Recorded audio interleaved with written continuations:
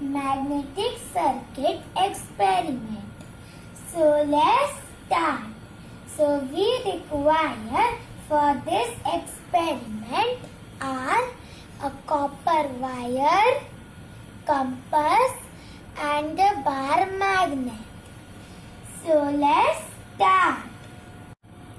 Now take a wire and cut a little bit of the insulation. We have to do this on both the sides. Now take a bar magnet and circle the wire over it. I circled the wire around the magnet.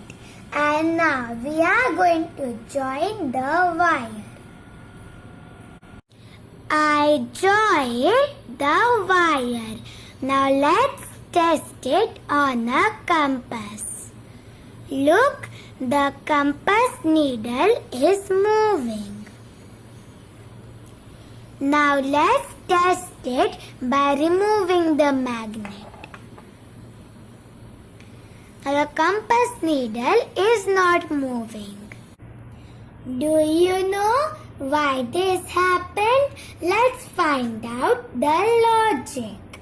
Placing a wire across a moving magnetic field causes a current to flow through the wire. Such a path is called a circuit.